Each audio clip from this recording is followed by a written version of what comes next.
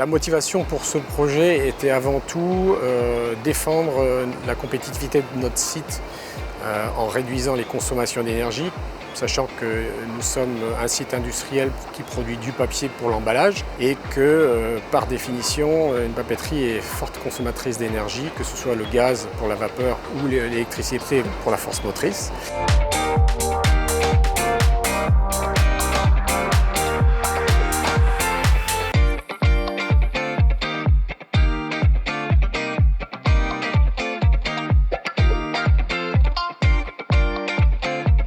Le fait de faire ce projet-là nous permettait de récupérer de l'énergie pour abaisser nos consommations, sachant que, compte tenu de l'historique de notre site qui date de 1857, notre combat de tous les jours, c'est de maintenir le niveau de compétitivité face aux unités modernes et récentes qui se développent partout en Europe.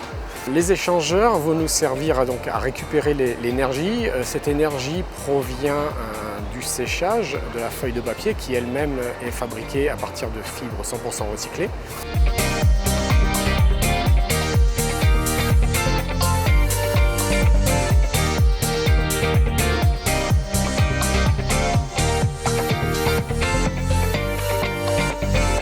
L'installation répond tout à fait à nos attentes puisqu'on a pu noter une amélioration de 5% dans la consommation de gaz naturel.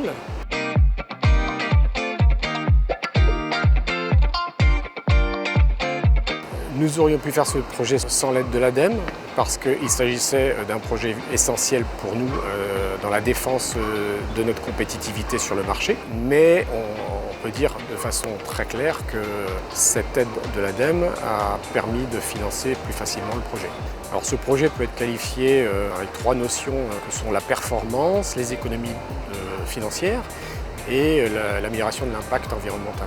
Les futurs projets énergie pour notre site tournent autour de la méthanisation puisque aujourd'hui nous produisons du biogaz qui est utilisé pour produire à peu près 10% de notre consommation de vapeur et qu'à l'avenir nous allons développer la production de biogaz à travers une reconstruction de nos méthaniseurs pour suivre la productivité du site. Et ce biogaz pourra être utilisé soit en production de vapeur et continuer à baisser la consommation de gaz naturel, ou alors, sous forme de biométhane, être injecté sur le réseau.